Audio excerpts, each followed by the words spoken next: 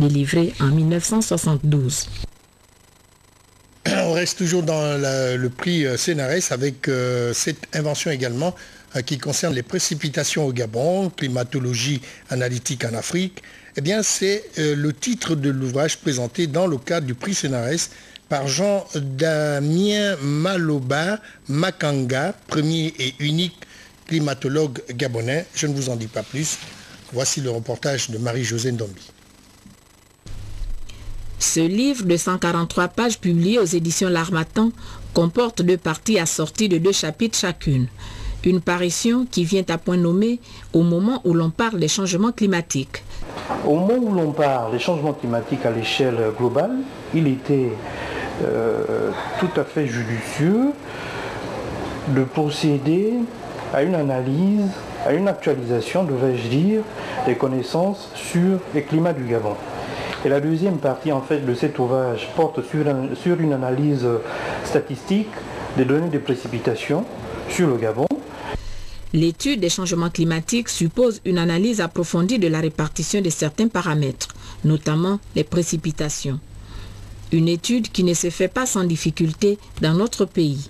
Encore une fois, la difficulté vient surtout du fait que sur l'ensemble du territoire, nous avons très peu de stations qui ont fonctionné normalement.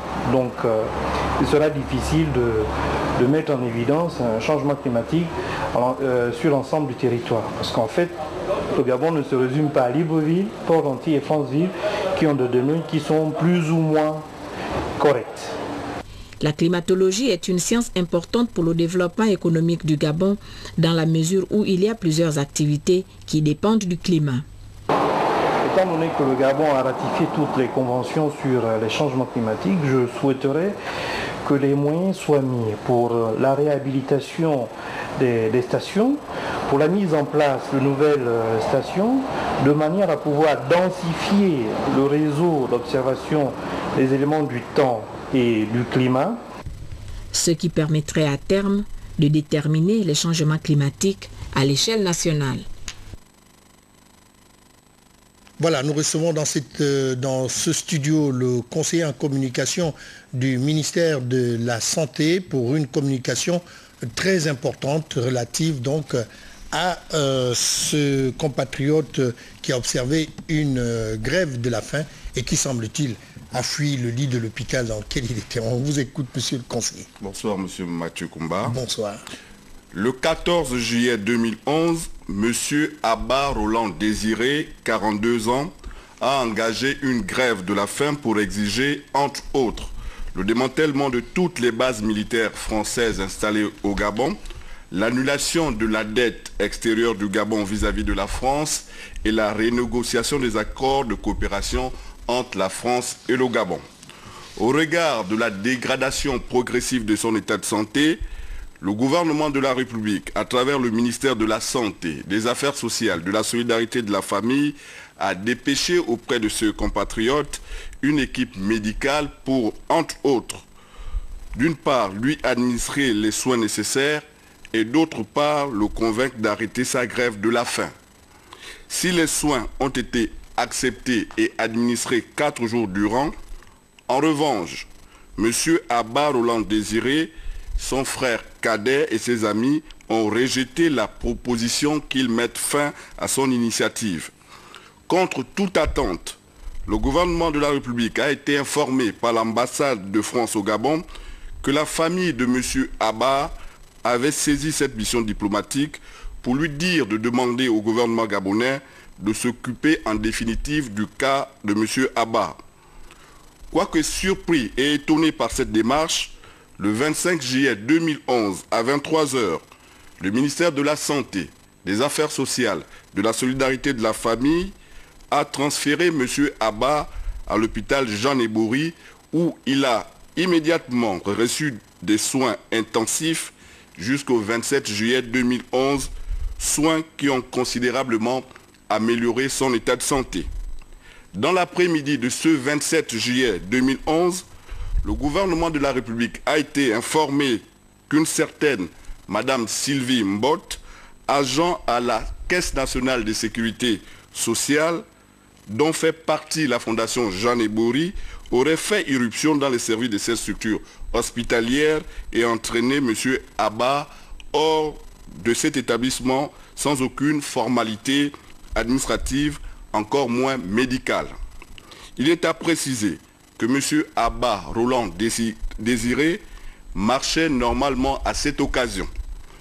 Le gouvernement de la République, qui déplore ce comportement, prend acte de cette intervention de Mme Sylvie Mbot et prend également à témoin l'opinion nationale et internationale sur ces agissements négatifs et les conséquences qui pourraient en découler.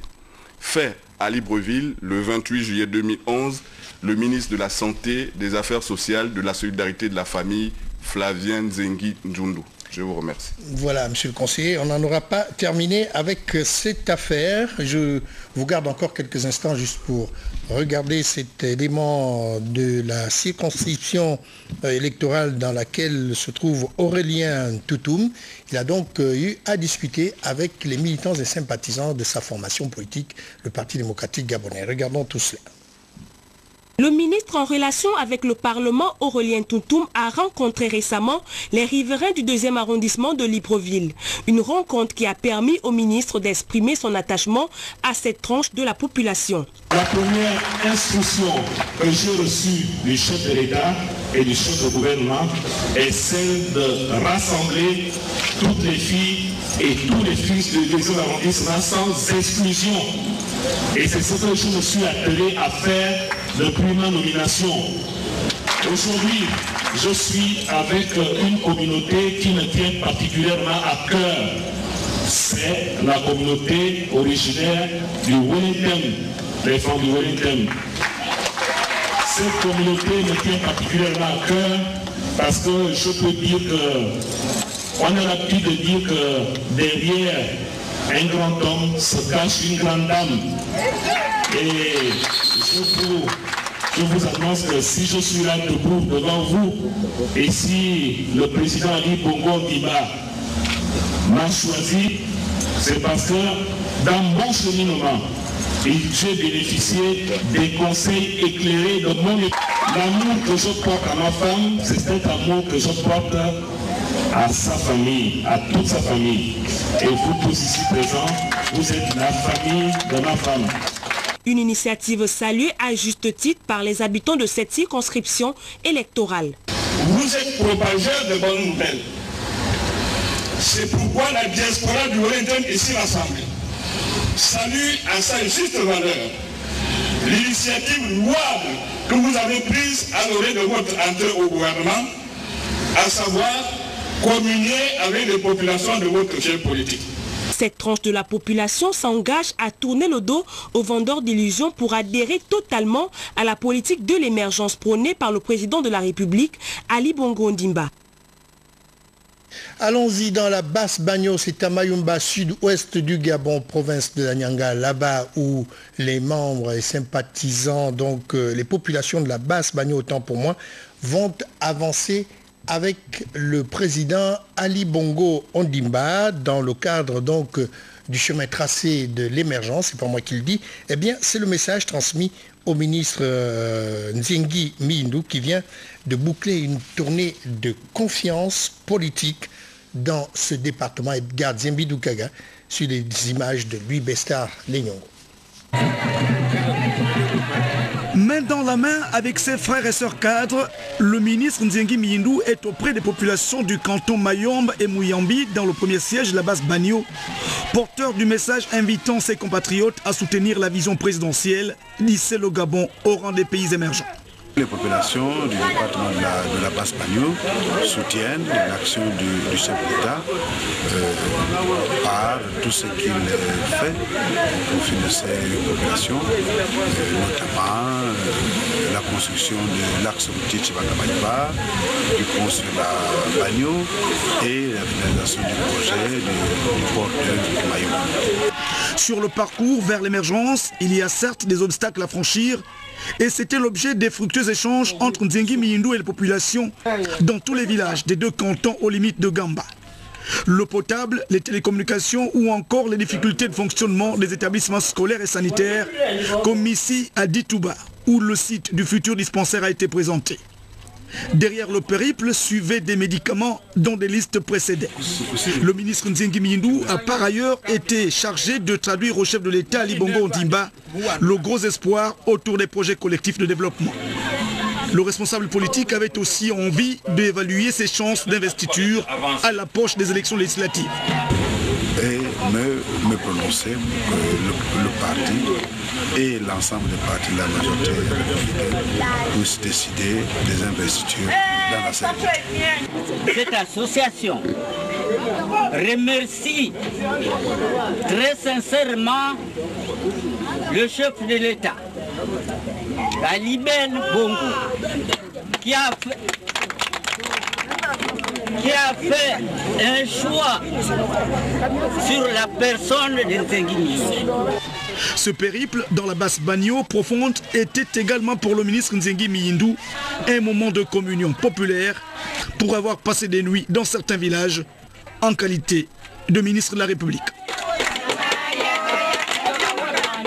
Voilà, demain en images, vous suivrez également ce reportage générant donc ces cours de vacances qui ont été offerts donc aux élèves il y a 3 mois de cela, les cours d'alphabétisation, autant pour moi, destinés aux femmes de la commune de Franceville, une action soutenue par le ministre Pacom Rufin Ondjunga, responsable politique du département de l'Ampassa, mais en première ligne, son épouse Brigitte Ondjunga, qui, elle, a donc de main de maître mené donc ces cours d'alphabétisation. Nous suivrons toutes ces informations en images. Ce sera dans nos prochaines éditions d'information. Juste le temps de vous dire que le secrétaire général du ministère de la Communication, de la Poste et de l'économie numérique invite l'ensemble des responsables des médias publics et privés, ainsi que les journalistes, producteurs et techniciens, à prendre part à la cérémonie d'ouverture de la